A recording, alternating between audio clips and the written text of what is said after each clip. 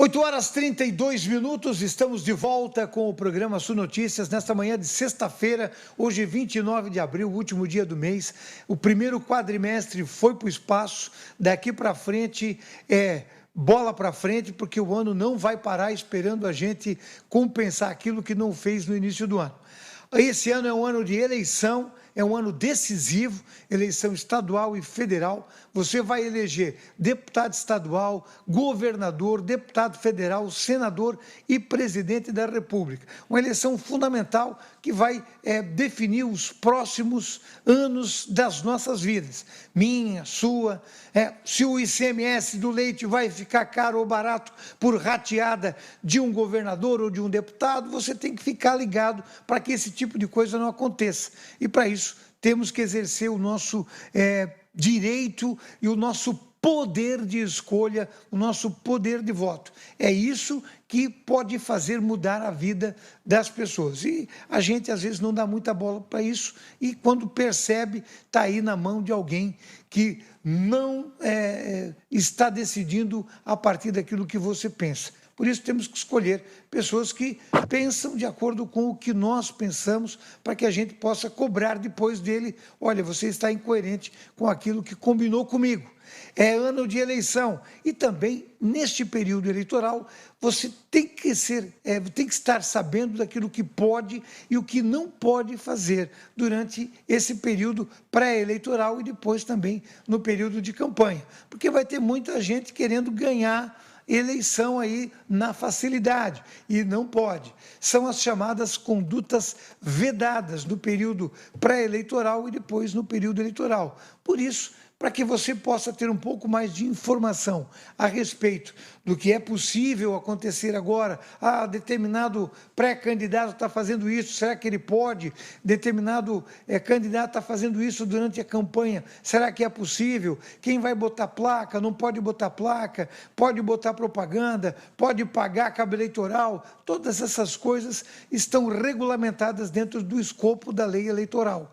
E por isso eu convidei para que viesse aqui um advogado, meu conhecido, que é especialista em direito eleitoral, o Alan Jung, que é de Lauro Miller e atua em todo o extremo sul de Santa Catarina, todo o sul de Santa Catarina, e está aqui para conversar com a gente sobre isso. Muito obrigado, Alan, pela sua visita, obrigado por atender o meu convite, veio lá de longe, né, 100 quilômetros aí para vir conversar com a gente sobre direito eleitoral, o que é possível acontecer, fazer e realizar nesse período. Muito bom dia, Alan, obrigado pela sua presença.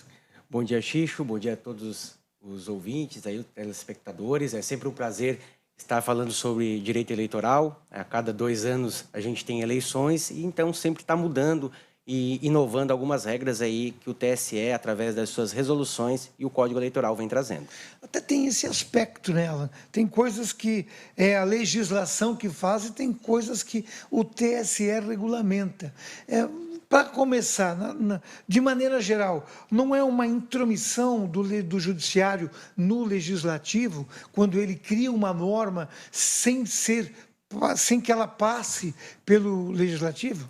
Então, sempre a cada ano que se passa, a sociedade está mudando, está vindo novas tecnologias e são criados próprios mecanismos, né? Por exemplo, as redes sociais hoje, que são, né, cada ano vem se multiplicando, se inovando, tem que também ter um controle do Poder Judiciário para que não haja, né, condutas aí que extrapolem poder político, poder religioso. Então, o TSE, através dos seus ministros, através do presidente e ministro Barroso, vem trazendo inovações e discutindo isso. O problema é quando é levado para o lado político da coisa, como acontece aí, a gente vê o governo federal e os ministros aí se trocando farpas com relação às eleições, com a veracidade das urnas, mas é importante que tenha esse debate tanto dentro do judiciário como também dentro do legislativo. É claro que o legislativo é aquele que faz as alterações do Código Eleitoral, né, nos estatutos também, né, da lei que trata dos estatutos dos partidos, mas a gente sabe que há necessidade desse controle também do Poder Judiciário. Mas eu queria ser pontual contigo, Alan. Isso é questão de opinião, né? A federação de partidos. A legislação criada pelo legislador não contemplava a federação. Né? Por quê? Porque se a princípio não podia ter coligação, eventualmente a federação seria uma maneira de contornar, de fazer uma volta, de dar uma driblada no fim das coligações. E aí o TSE vai lá e determina, constitui, afirma ou possibilita a formação de uma federação. Essa não foi uma curva na reta da lei para poder facilitar para algum lado? Então, Xixo, na verdade, ela foi aprovada, ela teve a aprovação legislativa, porém teve a regulamentação através da resolução do TSE. A federação, como tu disse, é uma espécie aí de coligação, ela não é uma própria coligação dita. Né? Hoje a coligação é totalmente regular para as eleições majoritárias, porém, né, ela foi... Proporcionais. A coligação é regular para a majoritária. Para a majoritária. Nas proporcionais, hoje não pode mais... Para governador e presidente pode ter coligação. Exatamente. Para deputado e senador, não. O senador também. O senador também vai junto? Né? Isso, só não pode para deputados, né, que são os cargos aí legislativos. Vamos começar. Candidaturas para governador e senador e presidente pode ter coligação. Pode ter 5 partidos apoiando um candidato, a governador, a senador e a presidente, numa única união. Mas para deputado estadual e federal, não pode. Não pode mais.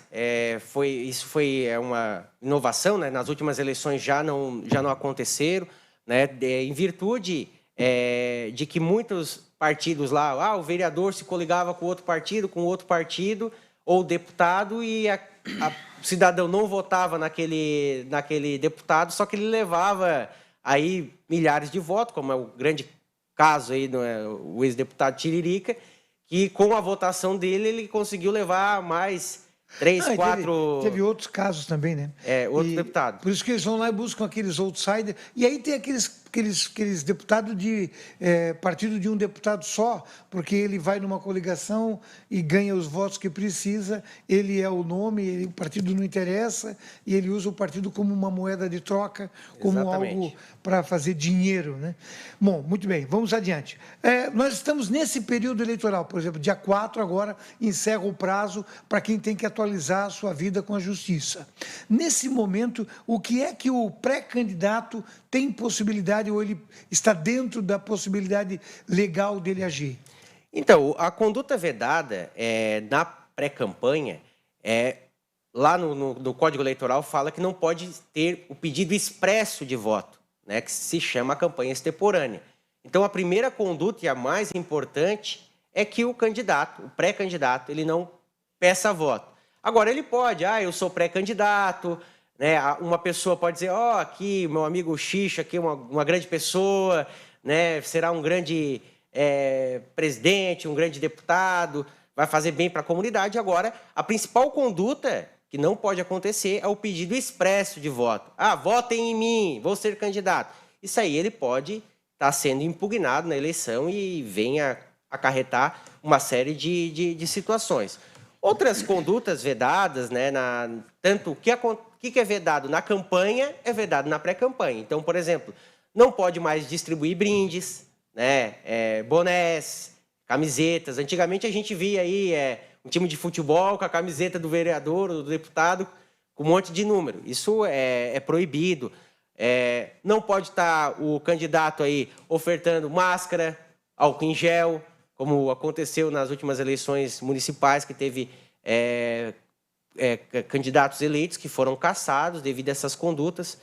Não pode ter aí outdoors, né, aí nos locais aí com a foto do candidato. Nesse momento. Nesse momento também. É claro que a gente passa aí pelas estradas, a gente vê candidatos apoiando um presidente, apoiando o outro, só que a partir do momento que está tendo uma desproporcionalidade de poderes de um candidato e outro, isso pode complicar. Então tem que tomar muito cuidado. Muito bem. E na questão da internet, o que ele pode fazer na internet? Ele pode impulsionar, por exemplo, a sua página pessoal no Facebook ou o seu perfil no Instagram. Ele pode fazer impulsionamentos nesse momento, falando sobre questões, mostrando sua foto, com frases, com homenagens. Ele pode, por exemplo, hoje é o dia ontem foi o dia da sogra. Aí eu vou botar uma foto minha com a minha sogra e vou dizer, olha, parabéns, minha sogra. Uma mensagem do Xixi Murara. Isso eu posso fazer impulsionando de uma maneira tranquila, sem gerar um problema? Hoje tem que tomar muito cuidado com isso, tá? Teve uma senadora que foi cassada em 2019. O que ela fez? Na pré-campanha, ela gastou muito dinheiro com impulsionamentos, claro, não pedindo voto, mas gastou muito. Chegou na campanha, ela gastou mais ou menos o mesmo valor, cerca de 1 milhão na pré-campanha e 1 milhão na campanha. Só que ela não declarou para a Justiça Eleitoral aquele gasto na pré-campanha.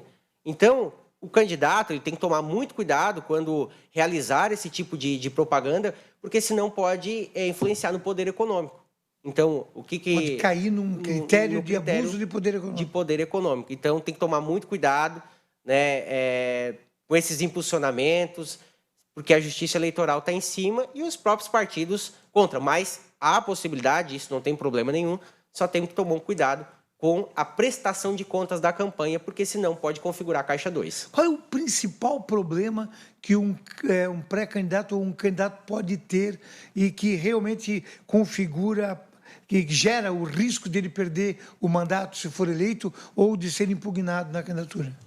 Normalmente é a compra de voto, né? Hoje é a compra de voto, ou Caixa 2, quando ele não declara na prestação de contas os gastos da campanha. Gastou tantos reais em publicidade. Chega lá na campanha ou no local de quando vai fazer a prestação de campanha, a Justiça Eleitoral pega. Outra situação é a questões da proporcionalidade de mulheres, né, ou homens na eleição. Hoje, em vários locais, tem perdido o mandato, não só aquele eleito, mas a chapa inteira perde. Quando se tem aqueles candidatos laranjas... Quando se configura que o candidato foi laranja... Foi laranja, botam lá qualquer pessoa lá no local, a pessoa ganha um valor e não sai para a campanha, então isso e essa pessoa que se predispõe a ser um candidato laranja, ele também é passível de pena? Depende do caso. Depende se ele recebeu dinheiro, se ele não recebeu dinheiro. Normalmente, não. Normalmente tem sanções lá de inegibilidade, né? Mas muitas sanções criminais não configura, é difícil. Porque eles facilitam bastante, né, para o cara poder fazer. Outra coisa, domicílio eleitoral. A gente tem visto aí algumas questões que envolvem o Sérgio Moro, por exemplo, que agora estão questionando o fato dele transferir o domicílio eleitoral para São Paulo e ser candidato por São Paulo. O que efetivamente há de ilegal nisso ou é permitido? Eu me mudei para São Paulo, eu passei a morar em São Paulo hoje, eu posso me candidatar a deputado por São Paulo ou por qualquer cidade? Tem o prazo, né, do domicílio eleitoral. E não tem problema nenhum isso, tá? Dentro do prazo do calendário eleitoral, ele tem possibilidade. Porém, talvez em alguns partidos, o estatuto, às vezes, exige um período maior. Às vezes é 1 ano, está lá no estatuto daquele partido que o camarada lá, o candidato, tem que estar residente naquele local, naquela circunscrição. O que a gente vê também é assim, para a Justiça Eleitoral, tanto a pessoa que vai votar como candidato, se ele está regular naquele local, ele não tem problema nenhum de votar. Normalmente, às vezes, a pessoa nasceu numa cidade, mora lá em outra cidade, mas ele tem aquele apreço por aquela cidade, sai lá daquela cidade para votar naquela. Isso acontece muito com o eleitor, né? Isso. O eleitor muda de cidade, ele cresceu num lugar, vai para outro, e toda eleição ele volta para votar, porque é uma maneira de visitar a família, rever os amigos e tal. A eleição tem isso. Mantém o domicílio eleitoral, mas ele pode transferir no momento que ele quiser. Exatamente. Então, não tem isso. Agora, daqui para frente, quais são os períodos de definição das candidaturas? Quando é que o camarada vai se tornar, de pré-candidato, ele vai se tornar candidato ou candidata? Então, ele só se torna candidato quando ele tem a aprovação e o registro lá no TSE. Então, quando que inicia? Quais são os prazos eleitorais agora? No dia 20 de julho ao dia 5 de agosto. É o dia que é a data entre essas datas que precisam ser feitas as convenções partidárias e os registros também das federações para que sejam homologadas lá na convenção aqueles candidatos que estão aptos pelo partido para disputar as eleições. E isso é aquela correria, aquela movimentação, né? Agora, com essa questão da federação, que a gente não explicou um pouquinho, mas com relação à federação, alguns partidos podem se unir e podem estar disputando aí o período eleitoral, porém é um casamento aí no mínimo 4 anos. Ah, certo. A federação, ele pode fazer a federação, mas ela tem que ficar junto 4 anos. Vai ter um líder de bancada de conjunto, ninguém vai poder fazer nada sozinho. Exatamente. O que acontece? Com sanções ainda, inclusive, se tiver infidelidade. Esse mecanismo que foi criado, já estava sendo discutido há muito tempo, ocorre que é mais uma maneira de que partidos se fundam, se juntem, se incorporem, né? Hoje a gente tem 33 partidos aí registrados no Brasil, né? no TSE, seus estatutos. 33. Então, assim, é uma maneira de eles estarem agora federados para que, eventualmente, futuramente, eles venham se fundir ou se incorporar, né? Só que o que acontece? Não é mais só a coligação para a eleição, eles vão ter que ficar federados por 4 anos. Eles vão ter que ficar unidos, juntos, tendo uma mesma postura por 4 anos. Por 4 anos. Só que isso causa muitos problemas. Tem que haver uma identidade ideológica muito forte para que isso possa se manter. Mas agora, uma outra coisa, quando é que é o período das convenções? Quando é que vai acabar essa pré-campanha e começa a campanha? Então, é do dia 20 de julho ao dia 5 de agosto, é o dia máximo, dia 6, já tem que estar enviado para a Justiça Eleitoral quem são a nominata de candidatos. Então, dia 6... Se é 6 de manhã, eles ainda podem dar uma mexidinha na ata. Não, dia 5 é o último dia. Não, mas dia 6 eles dão uma mexidinha na ata com data do dia anterior, aquele coisinha que a gente já viu muito na história. Sim. Alan, me diz uma coisa, daqui até lá, até o dia 6, então, vamos estabelecer dia 6, eu sou pré-candidato. Sim. Então, eu posso fazer uma reunião na minha casa ou na casa de um amigo meu, de um parente, fazer uma janta, fazer lá um risoto, e levar cerveja, trazer um amiguinho para tocar um som, fazer uma reunião com 30, 40, 50, 100, 200 pessoas, pagar isso do meu bolso, que não tem problema nenhum. Isso tu pode dizer, eu quero ser tem que tomar muito cuidado, como disse, não pode pedir explícito. Se alguém gravar nessa reunião que eu preciso do teu voto, preciso da tua ajuda... Vai cair na inegibilidade. Agora, se eu fizer esse churrasquinho lá em casa, chamar os vizinhos, parentes e tal... Olha, pessoal, estou pensando, tenho vontade e gostaria de ser, se o meu partido deixar, e se eu conseguir juntar pessoas que me incentivem, eu poderei ser tal. Tem que ser nessa linha. Nessa linha, né? Mas eu posso gastar o que eu quiser. Olha, não pode, como disse, ter abuso de poder, né? Imagina fazer um show lá e convidar a cidade inteira. O Zezé de Camargo e Luciano fazer um show de graça para todo mundo e dizer, eu aqui estou pagando e tal. Isso já pode configurar aí o abuso de poder econômico e cair na inegibilidade. O que pode ser feito... E o que pode provar isso? Por exemplo, eu fiz uma reunião, vamos lá. Sim. Vamos para a parte, porque uma coisa é tu fazer, outra coisa é provar que fez. Sim. Por exemplo, assim, eu estou lá, fiz uma reunião na sede da Associação dos Taxistas. Tá? Daí, lá, juntei o pessoal, tem um salão, botei lá 150 pessoas, lá tem um churrasquinho, tem uma bebida, uma conversa, aí pintou o microfone, falei, olha, gente, obrigado, convidei todo mundo para vir aqui, eu quero o melhor para a minha cidade, quero o melhor para a minha região, estou pensando nisso, naquilo, se eu tiver apoio, né, daí eu conseguir efetivar um projeto, vamos estar juntos, vamos lutar, vamos trabalhar juntos, tá, pá, pá, pá, pá. Aí tá, aquilo gerou uma despesa. Aí tem alguém, celular, tá lá gravando, filmou, tem a fala, aí vai dizer, não, o camarada fez campanha. Daí, na gravação, não aparece nenhum momento eu falando que sou candidato. Mas lá na conversinha, não, porque esse aqui é o meu candidato, eu vou votar nele. numa gravação aleatória fora disso. Como é que vai provar que aquilo foi uma reunião de campanha e não de pré-campanha? Isso pode configurar? Isso é interpretativo? Exatamente.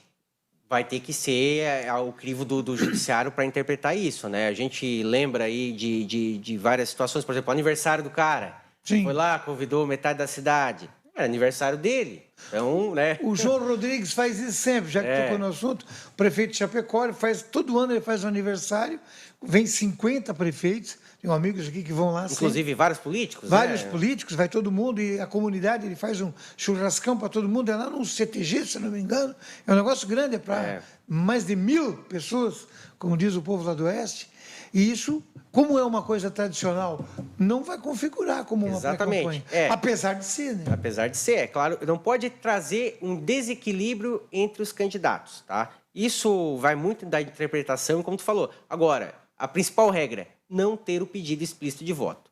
E outra, também pode, na pré-campanha, ter a campanha interpartidária. Aquela porque, em alguns lugares, tem disputa para quem vai ser o candidato daquela região. Então, pode ter ali uma propaganda interpartidária do candidato. Um bom detalhe, uma coisa, já te falou na campanha interpartidária, um detalhe importante para fazer. Por exemplo, eu sou pré-candidato a deputado ou senador. Na pré-campanha, eu vou elaborar materiais para me tornar conhecido. Vou fazer uma imagem visual minha de campanha, boto lá um estilo de nome, né, com um slogan, na pré-campanha. Uma foto minha que eu uso, um materialzinho impresso que eu vou entregando para as pessoas. Olha, eu sou pré-candidato, Xixi Murara, pré-candidato. Eu posso ter material impresso ou visual postado em rede social de pré-campanha, Xixi Murara pré-candidato a deputado. Isso pode existir? Olha, tem que tomar um pouquinho de cuidado, né? Porque lembra que ele é a pré-candidato, né? Ele ainda não foi... quando se tem a disputa lá dentro do próprio partido, a interpartidária, então tem que tomar um pouquinho de cuidado. Claro que ele pode falar que ele é pré-candidato. Isso não tem problema nenhum, eu sou pré-candidato. Agora, a partir do momento que ele começa a fazer material, né, que é material que normalmente tem cunho político, ele pode se complicar. Agora, nas redes sociais, ele pode falar, eu sou pré-candidato a deputado, que não tem problema nenhum. Como disse, repito, o problema é o pedido explícito de voto que não pode ter. Eu também acho que ele não pode manter mesmas cores, mesma marca, uma marca antes e depois da campanha, muito embora os deputados federais todos tenham uma identidade visual nas suas postagens, nos seus materiais, que vão manter depois nas suas campanhas. Mas aí já é algo que é dentro do próprio mandato, né? Tem que tomar um pouquinho cuidado, né? Que nós temos o período pré-eleitoral, o eleitoral e o pós-eleitoral. Então, assim, essas marcas, esses slogans, tem que tomar cuidado, porque o slogan que tu usa de campanha, o nome do programa que tu atribui no teu plano de governo, ele não pode ser usado no governo. Mesmo sendo legislativo, por exemplo, lá tem o deputado Xixi Murara, o deputado que faz, durante o mandato, todinho eu uso isso. Mas é normalmente para o executivo, né? Tem plano de governo, né? Certo. Tá? Mas para o legislativo não tem vedação com relação ao slogan. A manutenção de uma identidade visual. Não tem problema nenhum. O que é meio desproporcional, né? Um favorecimento a mais para o legislativo. O que é mais importante observar nesse momento que você destacaria? Olha, você que temos muitos pré-candidatos, os partidos vão ter que lançar muitos candidatos, muitos partidos vão ter que lançar muitos candidatos para poder alcançar vagas. O que na sua...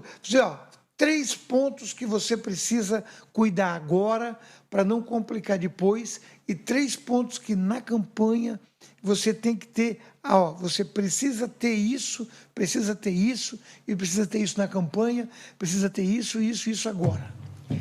Então, Xixi, é uma opinião um pouco pessoal e um pouco jurídica. Agora, tomar cuidado, como tu disse, com as redes sociais, o impulsionamento. Hoje a internet deixa rastros, então tudo que tu impulsionar, ele pode configurar como um caixa de campanha, tá?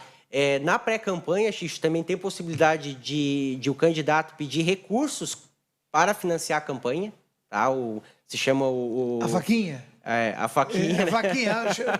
O povo chama de vaquinha. A vaquinha. Mas ele pode pedir. Pode pedir pela internet. Isso, pela internet, com financiamento coletivo. Ele não pode usar isso na pré-campanha, ele pode só adquirir e usar na campanha. Já pode pedir já. É vedado, claro, né? Hoje já não pode ter doação de pessoa jurídica para a campanha, mas de pessoa física, de empresas, né? Pessoas jurídicas, mas de pessoas físicas pode.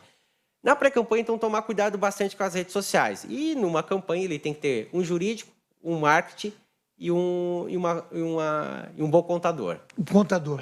Contador, prestação de conta. Qual é o calcanhar de Aquiles disso? Hoje, a prestação de conta da campanha é dividida em 2 etapas. Tu presta conta numa primeira etapa e depois presta contas finais. Então, todos os gastos que tu tem com redes sociais, né? Toda ali tu vai no Instagram, no Facebook, tu consegue tirar uma nota fiscal daquele... Ele precisa estar registrado, né, para sair a campanha com o CNPJ. Tem uma série de legislação por trás disso. Só que ele tem que declarar, né, gastos com adesivos, gastos com perfurados, aqueles que botam no carro, gastos até de combustível que aqueles apoiadores ali, os cabos eleitorais gastam. Também pode contratar cabos eleitorais, né, mas tem que estar com a prestação de contas em dia. E o cabo eleitoral é um recibo simples, ele vai dar um recibo... eu prestei contas na campanha do fulano. Sim, só tem que ser lançado lá no sistema do TSE. Não precisa ser uma nota avulsa, não, pode ser um recibo. Não há necessidade. Tem um recibo, só o contador tem que justificar aquela despesa, com aquele gasto. Então, isso é muito importante, porque tem muitos candidatos que foram muito bem votados, mas caem na prestação de contas. E isso, então, ele perde o mandato. Não gastou nada, né? Perde o mandato por causa de detalhes. Então, ele tem que ter um bom jurídico nas eleições, tem que ter um bom marketing, né, para impulsionar o nome dele, e também tem que ter um bom contador que vai trazer tranquilidade para ele, para que ele possa assumir quando ser eleito. 3 coisas que derrubam ele. Se não tiver um bom marketing, não vai ganhar voto. Se não tiver um bom jurídico, não vai se defender. Se não tiver contador, pode perder tudo, porque não conseguiu fazer a prestação de conta. Porque ela é também em tempo real, né? Isso. A despesa você faz hoje, já tem que lançar. É um tripé. É o tripé da campanha. O tripé da campanha. E combinar com o povo, né? Para o povo votar nele também. Alan, uma outra coisa que eu queria te ver, nosso tempo está acabando, mas eu queria colocar mais um detalhe para você aqui. Nesse momento da campanha, o candidato que é candidato a senador, ele pode ser candidato sozinho, sem ter um candidato a governador, ou se tem candidato a deputado junto com ele?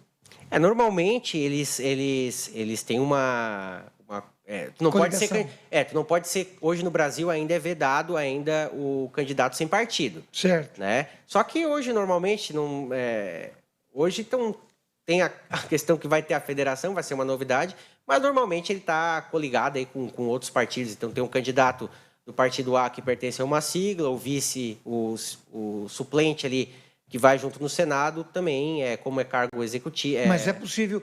Dentro de um... o que se falou muito com o Luciano Hang, né? Que ele seria candidato por um partido, mas ele não queria estar ligado a nenhum governador. Ele queria ser um candidato avulso. Sim. Não avulso por ter partido, mas isolado, porque o Senado é uma eleição majoritária. Né? Sim, então ele não há necessidade de estar coligado com ninguém, só que ele vai ter que ter os seus suplentes ali do mesmo partido. Se esse Sim, compor a chapa de Senado dele, que é primeiro e segundo suplente. Isso. Mas que pode ser também de outros partidos, se eles quiserem, né?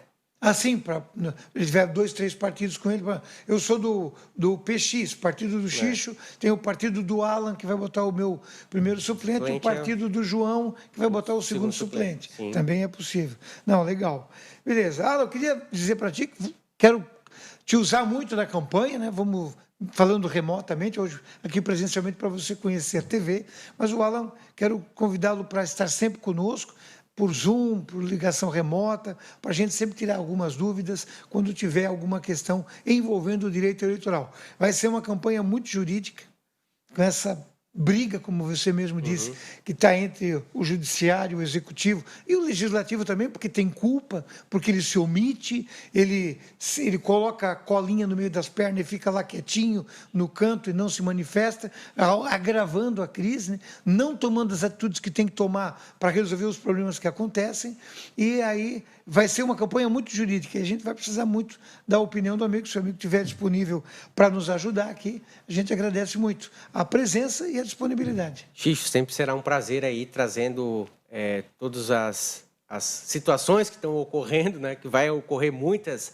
situações aí, a gente está à disposição aí quando precisar, a gente estar aí no programa ou por videochamada aí trazendo para os telespectadores esses questionamentos aí muito importantes que são as eleições de 2022. E quem tiver dúvida em casa sobre o processo eleitoral, pode mandar pergunta para a gente. Olha, isso, aquilo, pode, não pode, está certo, está errado, até quando eu posso fazer isso, até quando pode fazer aquilo. Né? A placas, foi eliminado, foi tirado a limitação do tamanho de placa, né? A placa tem os mesmos tamanhos, ali como os adesivos, né, meio metro quadrado, então tem que tomar bastante cuidado, né, com a placa. Não pode ter outdoor, né, os outdoor não pode ter... É o que eu digo, tudo é o exagero, né? Então tem que tomar cuidado, fazer certinho o partido. Lembrando que, efetivamente, o programa eleitoral começa dia 16 de agosto, então é ali realmente que começa a campanha, né? Cerca de mais ou menos uns 37 dias antes da eleição. Então, vai ter bastante situações aí. E se você tiver dúvidas, manda para a gente encaminha para o Alan grava a resposta e a gente vai aqui estar sempre apresentando para você. Estamos preparando um projeto grande da TV Sul Catarinense para acompanhar as eleições e aí, nesse aspecto, a gente quer trazer sempre o melhor e o maior número de informações possíveis para você. Alan, mais uma vez, obrigado. Um grande abraço. Um abraço para o Odrilei. Pode deixar. Saudade deles, que eu estou com saudade dele lá. Grande amigo. O pessoal lá de Lauro Miller, que eu conheço bastante, o Júlio, todo o pessoal lá, o Fabrício, que a gente conviveu bastante tempo lá.